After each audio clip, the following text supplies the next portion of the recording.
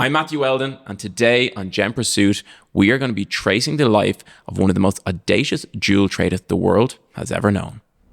Fenia, did you know they say some diamonds have a curse? Yeah, I'm very much aware of it. I've heard some diamonds have a curse, and one of the most famous ones of those, and we've talked about it once or twice, is the Hope Diamond.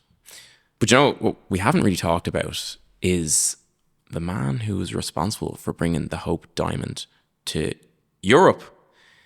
And he has quite a few interesting stories, and he's seen some of the most impressive stones in history before anybody else. Fenia, we've talked about some really amazing diamonds recently. And one name kept cropping up. Mm-hmm. And it was a man who was behind a lot of these diamonds in terms of bringing them to Europe and to their fabled court stories. And, you know, even some of these diamonds, you know, had famous curses. One in particular has said that anybody who was in possession of this diamond would endure misfortune. Which I think is quite interesting because the man who originally brought this diamond to Europe had a pretty blessed, charmed, adventurous life. And I think it's time we put a bit of focus on this man. Yeah. So, Fenia, who are we going to be talking about today? Today we're going to be talking about Jean-Baptiste Tavernier, an explorer, a legendary merchant, a founding father in the field of gemology, like an extraordinary man in many, many ways. So yeah, I'm looking forward to explore this topic. Très bien. Let's get started. So Jean-Baptiste Tavernier, born in Paris 1605. So a very interesting world he was born into. And as with a lot of people, he didn't follow exactly in his parents' footsteps, but he kind of worked in a related industry in the end. Indeed. Jean-Baptiste is a prime example of how like your background and education can actually affect and influence your future in a very drastic way. So this particular man was born at the beginning of the 17th century in Paris, on an island on the Seine called Île de la Cité. Île de la Cité, yeah. Did I pronounce that correctly? You did, Thank you. For those who don't know, it's the island where Notre Dame is located today, a very historically important part of Paris. And Tavernier grew up in a shop filled with curiosities, filled with maps and very interesting engravings. His father was an engraver by trade. They say that his family had a Flemish background, but they they moved to Paris at some point in their lives. They specialized in engravings, but back in the day when you had mastered this like craft, you could also move and like create maps as well. So his father's shop was filled with maps depicting faraway places, and Tavernier was like surrounded by all those beautiful things. Many merchants would visit his father's shop to purchase maps. So the young boy was exposed to like objects from faraway lands, and this environment definitely like ignited his imagination about traveling. Sure, Fenia, as a young man there, he was just exposed to a sense of adventure. You can imagine, I can imagine a young kid in the shop there seeing all these maps, asking his parents, oh, what's there? What country is that? Why is it, you know, how far away is there? Could I go there? How long would it take me? I could imagine from a very young age, he was just surrounded by the idea of travel. And then if you think about the engraving, I'm sure they engrave different jewels. They might have done different glass engraving. They could have done different things like that. So that was also appreciation for probably fine objects, coupled with this mysterious, adventurous side of travel that would have been in this shop. And, you know, I grew up in a small family business, and as a child, you're always in the shop, right? You're always there. So I'm sure he would have been there a lot. Yeah. And actually, I think we could draw a line between your upbringing and Tavernier's upbringing a little bit, Matthew. I think that's a very tenuous line, Fenia. Oh my God. But think about it. So the antique jewelry trade is a very niche like business, and not many people are exposed to this particular topic. Not many people are aware of the beauty and the rarity of these objects that were trading downstairs. And much like you, Tavernier was living, like, imagine early 17th century France and Europe. Like, back in the day, traveling was not that easy. Today we have like Google Maps, we have advanced photography. What the hell, we have images of the moon these days, of the dark side of the moon. When Tavernier was growing up, many people wouldn't cross the borders of their city. They wouldn't travel a lot. So the fact that this young boy had access to maps from faraway lands, that's extremely rare. It's highlighted very beautifully in his book, which is like the 6 Voyages of Jean-Baptiste Tavernier. Would you like me to read a little bit from the book to you, Matthew? I love when I'm doing that. I think we'd all like to hear that, Fenia. Okay. So Tavernier stresses out how important his education was to his upbringing and to the course of his life.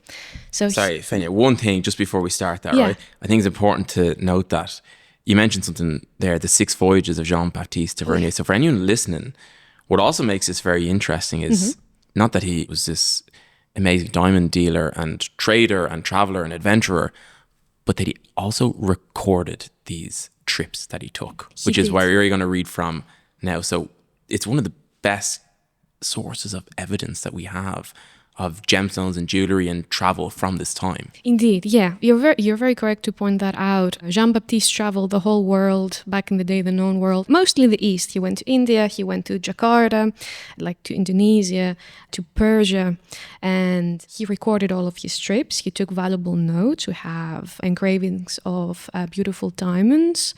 We have advice on how to trade with these people, currency exchange, cultural differences, and how not to offend the locals.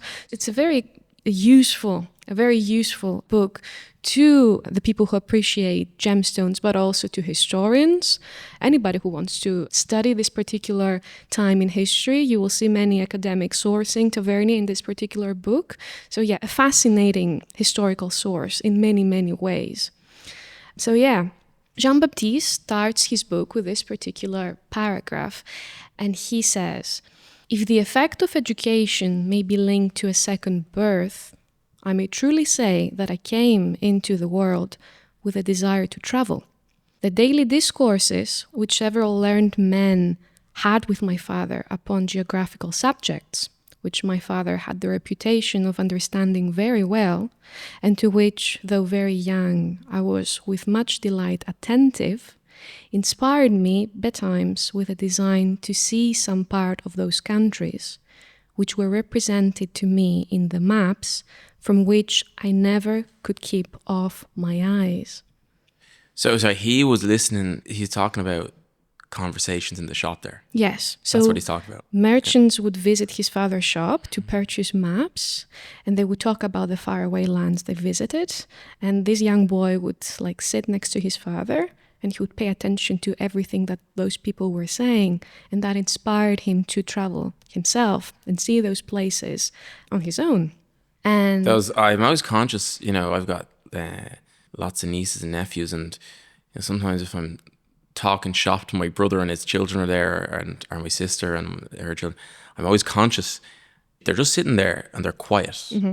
But they're like absorbing everything. Yeah. So he was sitting there absorbing all these talks about the merchant in the shop, and then he's got the maps and he's got all this. And then also he probably had a natural just affinity to doing that, like to adventure anyway. Yeah. So yeah, it kind of makes sense. That's the it road he makes total took. Sense. Yeah. Yes. And I love the line where he says, "If the effect of education may be linked to a second birth." Interesting. Like if I hadn't been exposed to all of these people and to these maps, like I would have led a different life.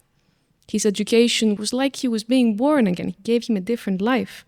And he continues by saying, and that's remarkable, he says, "By 22 years of age, therefore, I had seen the fairest regions of Europe, France, England, the Low Countries, Germany, Switzerland, Poland, Hungary, and Italy, and spoke indifferently well the languages most necessary and most generally spoken." So we're talking about a 22-year-old who had already traveled to all of these countries. And learn the languages. And learn the languages of those countries. Yeah, which wow. is insane. Like, we have interns with us who are 22 years old at the moment. Imagine if those people could speak, like, I don't know, 6 or 8 languages, and they have traveled all around Europe as well. Like, he was so ahead of his time in so many ways. And it's remarkable that he didn't have the access to traveling and to, like, resources that we have today, and still he managed to do. Traveling is just really opens up your mind so much. But at the age of 22, he'd already done that. Like, the Low Countries, that's like modern day, like the Netherlands, Belgium, Luxembourg, that kind of corner. Then he was in Poland and Hungary, so he's in like Eastern Europe, Central Eastern Europe. He was also and this is an interesting point as well, which when we talk, and then you read it beautifully, Fenia, the paragraph from his book. Was that the opening paragraph? That's the opening paragraph. That's the opening paragraph. Yeah. And by the way, he's a marketer. He's a great storyteller as well. Well, we know that Jean-Baptiste had employed lots of ghostwriters to help him write the books. So he was very, very... Well, he didn't have ChatGPT. Like, he didn't. So he didn't. Or Claude. Or what are the ones? What's the one you showed me the other day? What was it called? Where you put in your sources. Notebook LM. Notebook LM. Yes. Right, yeah. He didn't have that. No, he didn't. I'm not sure if this particular paragraph was written by Jean-Baptiste himself. By the way, the 6 voyages were written after he finished all of his voyages as well. So he had lots of notes and like records of his travelings, and then he employed people who were very good writers to help him. The notes were original to the time. The notes were original to the time, and contemporaries. Yes. Yeah, he did that, and I like the way he says, just from a linguistic point of view, what did he say? I was 2 and 20. 2 and 20 years old. 2 and 20 years of age, yeah. Which is an interesting way of writing it. Was his book wrote in French? I presume it was. Yes, and then it was translated in many different languages, of course. Because 2 and 20, 22. Oh, that shouldn't, yeah. Whatever way. It's Old English. The translation is probably Old English. But during that time, I think it's an important time of his life, between the ages of, he worked in a bookshop, and I think he started in 1618 and he was born in 1605. So he started at the age of 13. So between the age of 13 and 18, he actually worked in a bookshop. As well. So he qualified as a master bookseller, which... It sounds like it was a trade, like, kind of a master bookseller. So he also, obviously if he was selling a lot of books, he had to read the books. Yeah. So, and that's a very interesting facet to his personality. And then it was at 18 that he left and he did the traveling around Europe before he wrote that original note. We said that Tavernier visited the Netherlands, and I think that this particular trip must have been one of the most influential in his early years, exactly because the Netherlands was the center of the infamous VOC, the Dutch East India Company. And to give a little bit of background context, we're talking about the early 17th century, mostly the Dutch, also the English, and the Portuguese a little bit. They are dominating the international trade towards the east. What we know as the Silk Road, all those caravans, all those inland routes that were leading to Asia have been shut down for almost 200 years now. 1453, the Ottoman Empire conquers Constantinople and it cuts the access of the West to the east. So people are starting to find alternative ways to reach all of those resources in the east. The Portuguese discovered that it's possible to circumnavigate Africa and reach India via a sea route. So we have people like the Portuguese and eventually the English and mostly the Dutch who dominate the field. They have those big ships and they travel and they trade and they basically take all of the resources from these countries. Countries like the Netherlands have built like their wealth onto this particular operation.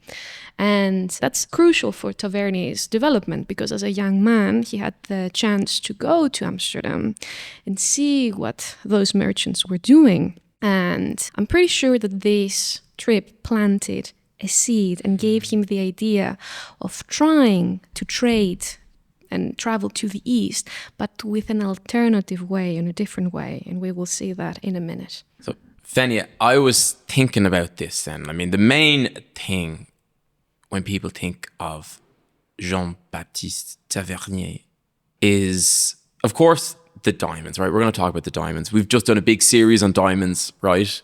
And we touched on lots of these stones, some of them directly, right? But these voyages, I really want to talk about these in depth because I just find them amazing that at the time to be going that far away from home and on commercial business, it had so many pitfalls and challenges and opportunities. And I really find that fascinating. So, Fenia, yeah, like I was saying, like it's almost counterintuitive, but he's going by land. But when I was thinking about this, and this is the part of the whole research that I spend most of the time on, to be honest with you, it actually kind of made sense to me, right? Because, okay, they've discovered that you can go around Africa, the Cape of Good Hope, from Europe to get to India, right? And, you know, the question is why India? The spices, the gemstones, lots of interesting, exotic things that you couldn't get in Europe, right? So that's why I go to India. That trip on the boat it's going to take you 6 to 8 months, something like that, right? There's a word for that now these days. I can't remember if you get a slow boat. Oh, slow boat. Slow boat. You get the slow boat, right? That is the phrase. So if I was him, right, and he's trying to trade these things, what I'd be thinking is I get on that boat and I've got 6 months minimum where I really can't do anything. Yes. I mean, I don't like boats really anyway, but that's beside the point. 6 months, he's bringing goods from Europe too, right? It's not just one way. Like he's bringing mechanical clocks and intricate pieces of goods like that he knows the leaders and the kings and the princes and the leaders in the East will like. He's bringing these things with them, right? Still small goods, right? Small goods. But I think that the thought, number one, the thought of sitting on a boat for 6 months doing nothing doesn't appeal to him. That's my feeling of it, right? I could be wrong about that. But secondly, he's not just trying to arrive in India and then trade. Think of all the places he goes through, right? He's going through Europe, he's going through, you know, and we'll talk about the different voyages because he does take different routes, right? But there's opportunities on the way to trade. Yes. So he's not sitting down for 6 months doing nothing. Yes. Well, I don't think that it's a matter of comfort. It would be very uncomfortable to travel by ship and by using camels or horses or things like that. And to be fair, you can have the chance to trade along the way, even if you're using a ship, because you can stop in different ports and exchange goods with like different people along the way. I believe that the main reason why, and that's my personal opinion, I believe that the main reason Tavernier decided to go by land and use the abandoned routes of the Silk Road instead of going by sea is because he wasn't the VOC. The VOC was dominating all the sea routes. So wherever he would go, he would have to follow the ships of these large companies, like the English company, the Dutch company. And that means he would have serious competitors along the way. Like he probably would have traveled on their ships, I'd say. I'm not sure. No. I'm not sure. Maybe he would be able to like rent a ship of his own. But the thing is that if you have such serious competitors along the way, it would make sense to go the other way around and try to benefit from the fact that they aren't there with you to steal up all the best customers and take everything before you reach. He took a different route to market. Yes. Like it's a different way of doing it. And I guess he was probably thinking, if they're all doing it that way, I've got to stand out and do it different. Yes. Now, this has its downsides as well, because when you're going by land, you have to cross all of these borders and you have to pay something to... Oh, wait, I know what the answer is here. Customs. Customs. Let me guess. Yeah. We're very familiar with that. So he had to pay customs, and that's why he was carrying all of these watches and all those like ingenious devices that you mentioned, because he wanted to like appease the people he was visiting, and like he wanted to get in basically. And if you come with goods, if you come with gifts, they will let you in. A very dangerous trip for sure. We know that Tavernier had the tendency to carry all of his gemstones in a leather belt around his waist, and he had lots of bodyguards to protect him along the way. A huge trip. We might say that it had the benefits and he decided to do it for certain reasons, but like imagine the funding, like the whole organization of the whole trip. It must have been like a nightmare to do so. Doing it today is difficult.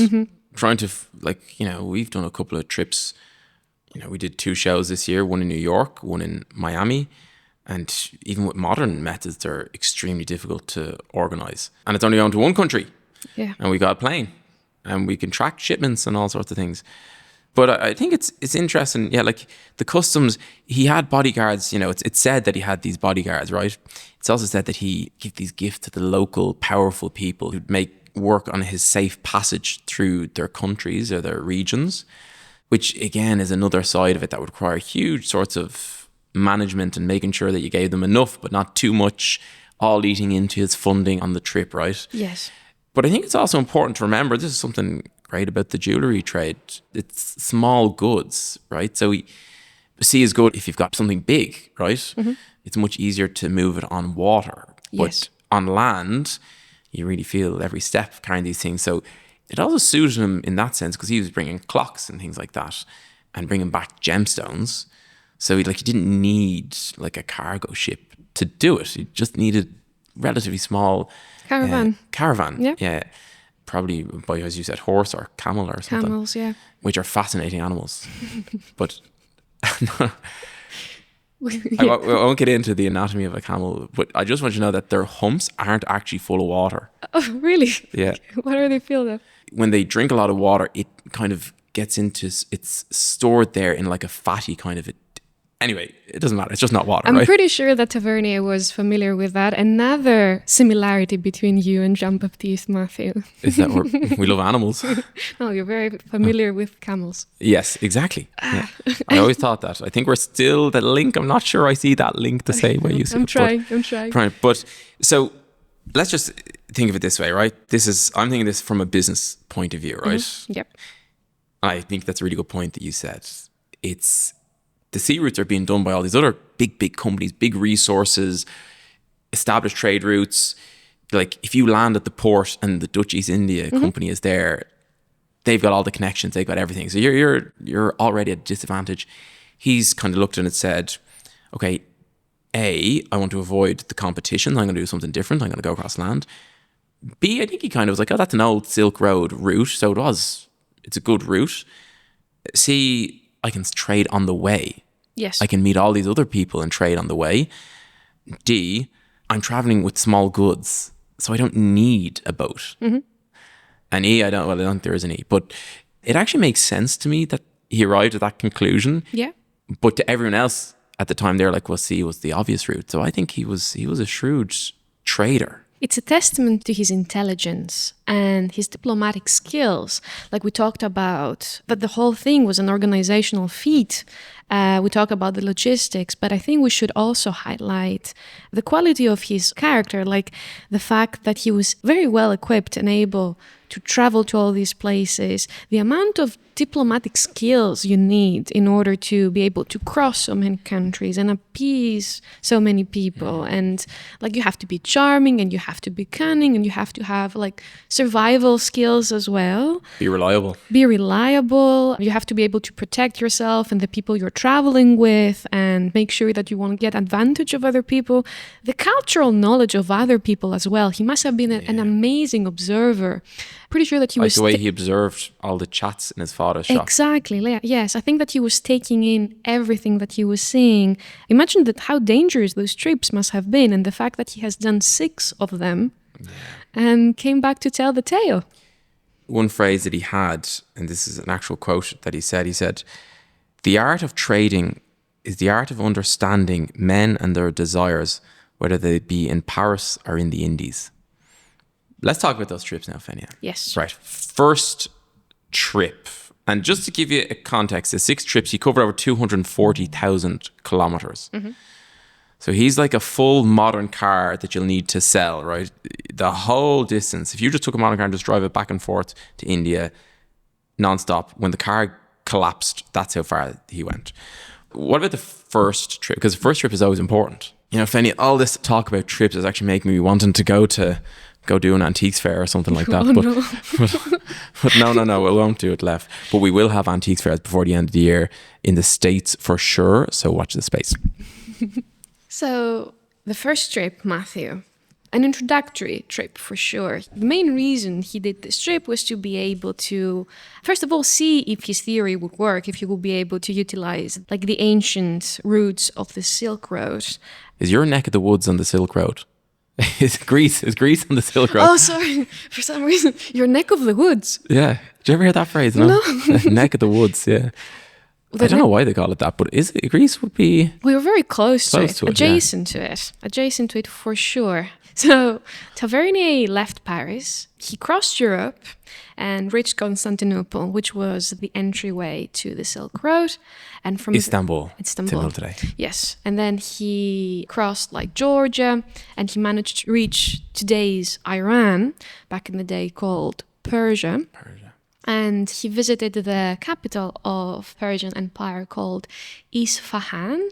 At the moment, we have the Safavid dynasty ruling over Persia. And that's a very important city. It's a center for trading, lots of spices, lots of gemstones, captivating city to behold. There is a famous Persian saying from that time that says that Isfahan is half the world. So he reached that city and he actually went to the imperial court and established relations with the emperor there. He had the chance to observe the royal jewels from up close, which is something that we will see that he will do later on with other like imperial dynasties as well. So how did that happen, I wonder? Like he's on his way and he just arrived there, and I guess because he's got these interesting merchandise that he can get an audience with the local court. Yes. Like, how does that happen? You arrive and be like, I'm here now. Like, I'd like to talk to who's in charge. To the emperor. Yeah. Let me in. I think it's a testament to, it's like possibly many things contributed to that result. First of all, his personality, I might say, like the fact that he was very charming and very intelligent. He managed to convince them. Also, the things that he was carrying with him, like watches and clocks and objects like that, weren't that common back in the day in those countries. So the leaders of those places were really looking forward to get their hands on objects that manage time. And Tavernier strategically carried those things with him because he knew that he would capture their attention the moment he reached their land.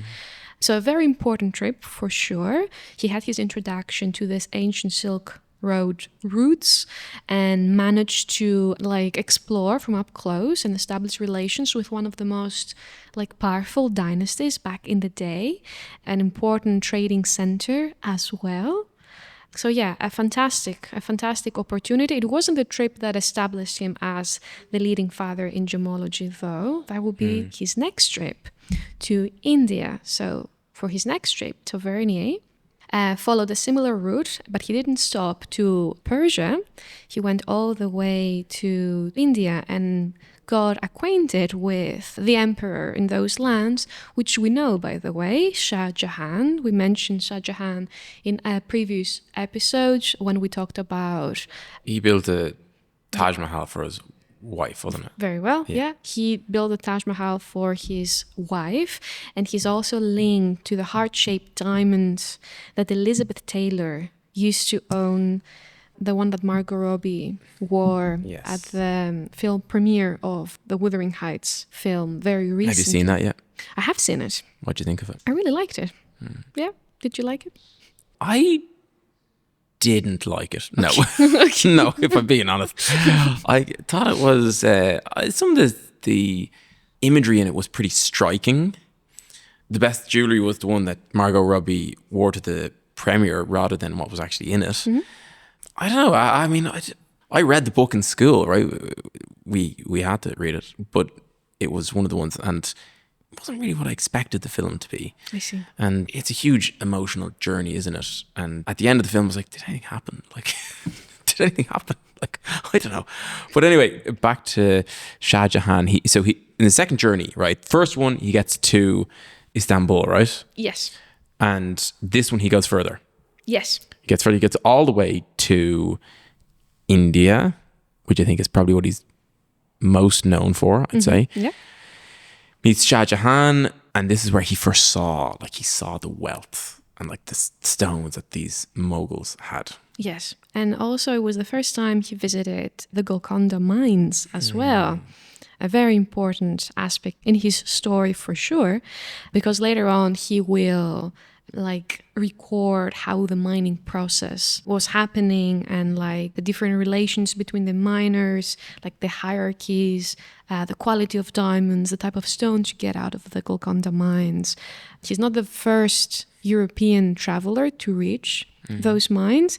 He boasted that he were. We know that that's not the case, but he's definitely one of the first and possibly the most famous. And we owe a lot to him in terms of like appreciating and valuing diamonds.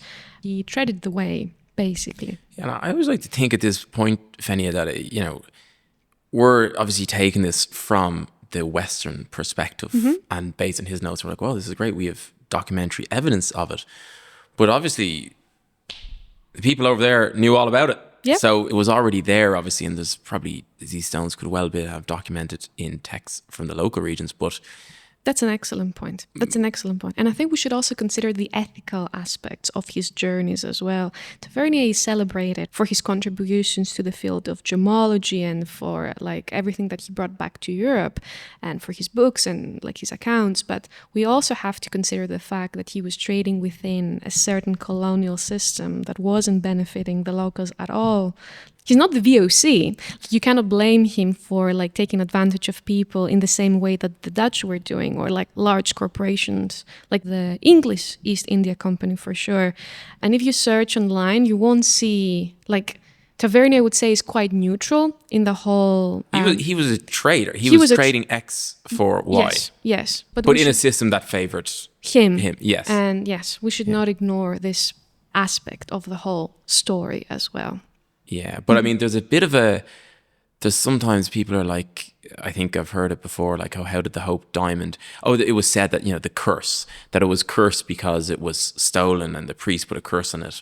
But there's no record of that. It's very likely that he traded something for it. Yes, that's actually fascinating that you mention it. That's very interesting. Tavernier does not say anything about the Hope Diamond in his accounts. He doesn't say where he acquired it from. And that could be for many reasons. Like maybe he was trying to keep his sources a secret. He doesn't want other people to go and find the same things that he's finding. But sure, Fenia, we do that. Yeah, like, exactly. We don't go posting online where exactly. we buy. People always say that to me. Where do you buy your stuff? And I was like, the point is, and what I tell people is always accurate. We buy about 60% of our goods through the door in the shop. Yes. People just come in and sell to us, right? Yeah. We buy about 30% then from dealers that we know. Mm-hmm. Come in selling us stuff from all over Europe mainly, and then the remainder would be auction or would be private sales or things like events that would be kind of public sales or whatever. But that's when we advertise to buy locally and stuff like that. So if you're in Ireland and want to sell your jewellery, www.courtville.ie or anywhere in the world. If it's a nice collection, we'll go anywhere. But yeah, so I think you hit the nail on the head. He wouldn't be recording that. It wouldn't make sense. His books were stolen or something. Yes, exactly. It wouldn't make sense. Also, like the whole story about the curse, maybe that was also like, I wonder if this is a story that was promoted by jewelers afterwards, like the Cartiers, when they were trying to sell the diamond, because I think it makes it more alluring if you connect it to a certain like story like that, to a curse. I wonder if it was like a promotion thing. The intuitive thing would be that a curse would be bad for business, but actually it's quite the opposite. I don't know if you believe in that type of stuff, but I do believe that there's good and bad karma and energy around us, right? Without getting too much into it, right? And some of the people who did become into possession of the Hope Diamond did have like unusual, unlucky circumstances. Misfortune fell upon them, as it could be said. So I don't want to dismiss it because it's, you need to be careful, right? But Jean-Baptiste Tavernier, who originally brought the Hope Diamond to Europe, he had a long, pretty successful life. He got married when he was in his 50s. He retired in Switzerland as a landowner. A castle, they say he bought. He bought a castle, did he? Oh, God, a castle in Switzerland. In a way, it's so like today, isn't it? Like the successful business person retired and bought a chateau in the Swiss Alps. Like it's kind of human behavior. It doesn't really change in a way, but he did okay, I suppose. So, maybe the Hope Diamond isn't all curses. Now, Matthew, they do say, though, there are stories of the way he died. They say that when he ventured on his last trip, the 7th trip, which is not recorded in the book, he went all the way to Russia. And there are rumors that he was attacked by like a pack of dogs. And he died in a very brutal way. So people say that that's an indication, that's proof. Sorry, hold on now. I just want to just clarify something here, right? Oh, no. You're right. So my esteemed colleague here, Fenia, has a phobia of dogs. I do. So, it's the worst way to go. That for you must have been traumatizing, right? Jesus. But if I had any doubts that the curse existed, now I'm sure that Tavernier was cursed for sure. So we'll have to look into that, whether you've assessed that in a logical way. But dogs are lovely. I just want to clarify. So, but it's said that he died, and that would be obviously a very bad way to go. But at this point, he was 80. But before we get to the 7th trip, that never happened. So his 2nd trip, went to Golconda, India, came back, and just FYI people, that these trips, this one was 5 years basically, the 2nd trip, right? So, yes. They're real trips, right? The 3rd voyage, also very important, 1643 to 1649, he goes to Indonesia.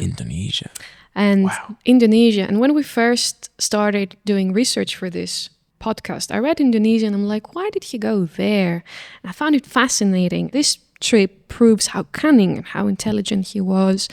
Now, Indonesia, and particularly the island of Java, used to be the nerve center of the VOC. The Dutch had established themselves in Batavia, which is a historical term for modern-day Jakarta. The city actually was modeled after Amsterdam back in the day. You would go there and you would see canals and things like that. And the island of Borneo was also a very, very big island. It's right next to Java. An enormous island. I think it's the 2nd biggest island in the world after Greenland. Exactly, yeah. And this island used to be the secondary source after India in terms of diamonds. So Tavernier traveled all the way there, I think first and foremost to check up on the Dutch, to see what they were doing. He already went to Amsterdam. It makes sense to go to Batavia and also see how they're operating there. Can I say, Matthew, that he went to the wolf's lair? Is that a phrase? Or the dragon's lair? I think he went into the lion's den. Lion's den, thank you. The lion's den. He went all the way there. The wolf's lair. That's a good one. Yeah, it makes sense, but I think you'd probably say... That's how we say it in Greek, by the way. Den. The wolf's lair. The wolf's lair. In English, the lion's den. Yes. Okay. So he went to Batavia, checked up on the Dutch, gathered knowledge, expanded his connections, possibly. Maybe he wanted to check the Borneo diamond resources as well. So a very important trip. The next one, after that, 4th voyage, it was focused entirely on the Golconda mines of India. Extremely important, and that's the trip where he recorded the whole process of mining diamonds yes. in the Golconda region.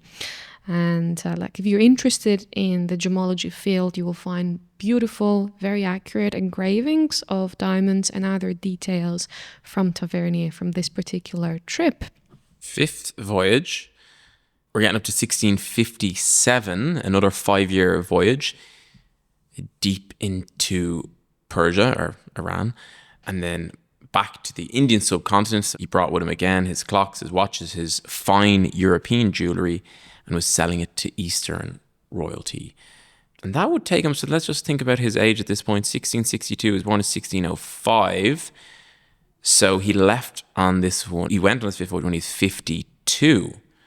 So he was it's still a serious trip for a man at 52 at that time.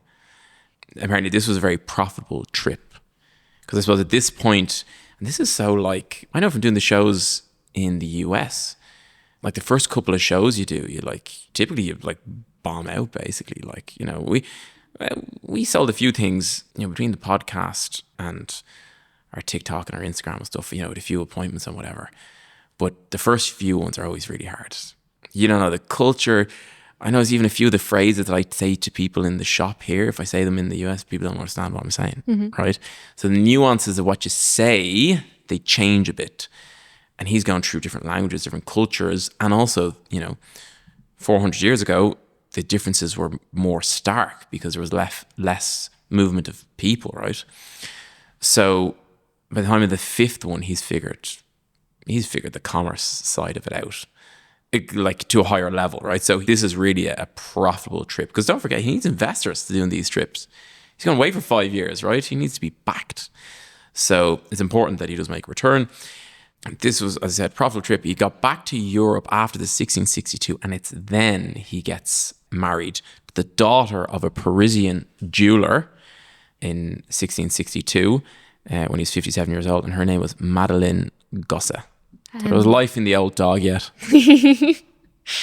And final trip, the sixth voyage, the one that made him famous. He goes back to the Mughal Empire. The capital has changed. When he went there during his second voyage, he visited Agra. Now he goes to Delhi. A different emperor this time. Again, he has the chance to go to the imperial court and observe the royal jewels from up close. We have accounts of the very famous peacock throne of the Mughals from Tavernier. It was a captivating structure, large, decorated with cabochon rubies and emeralds and pearls, and it was extremely impressive. It was a throne, it was a seat. Throne. It was more than a seat. It was extremely big, and it had a built canopy over it, and at the top of the canopy you had two large, beautifully carved, decorated with gemstones, peacocks. That's why it's called the Peacock Throne. Wow. And Tavernier analyzes it in great detail in his accounts. That's also the time he observes the Great Mughal from up close, the diamond that we believe is possibly the Orlov. And if you want more details about this particular diamond, you could watch or listen to our previous episode on the Orlov diamonds. And that's the time he also purchases blue diamonds. I believe that's the time he purchases the diamond that would later be known as the Hope diamond. He takes it back to France and he sells it to Louis, the Sun King. And among other stones, Louis did not purchase only this particular rough stone, other gemstones as well. And the king is so pleased with Tavernier and with the blue diamond that he basically gives him a title. I think he becomes a baron after this particular trip, and that's the time he purchases the chateau in Switzerland. Wow. He was ennobled. So, Fanny, that's 5 trips down. It sounds like a lot, but bear in mind these trips are multiple years each. But the 6th one is his last one. It's really fundamental. There's a few things that happen on the 6th trip which really make it stand out. I think, we got to look at this very closely. So, Fanny, we get to the point, right? We've talked about his first 5 voyages. And the 6th voyage, this is the one he gets into the big time, right? He was in the very serious time, but this is when he gets to the big time, right? Huge. He's in Aurangzeb, right? He's given access to this imperial jewel casket. Just think about that. Huge casket full of the most incredible jewellery that you can ever imagine, right? Totally unseen by European eyes, and to John Baptiste Tavernier, this is just the Holy Grail, right? He has discovered the Holy Grail in Aurangzeb. So, Fenia, we've talked about the 5 voyages, right? And you know what? We were planning to do the 6th and talk about John Baptiste Tavernier today as well, but I just don't know if we're going to get through it all, right? We might have to make this into a 2-part, a cliffhanger. And I think we have to, scale that cliff right now, right? but the reason why I think we'll split this into a 2-parter is that on the 6th voyage, right? He's already big time diamond dealer, right? That's great. We understand that. This is where he gets into the mega leagues, right? He's in the court of Aurangzeb, the emperor, right?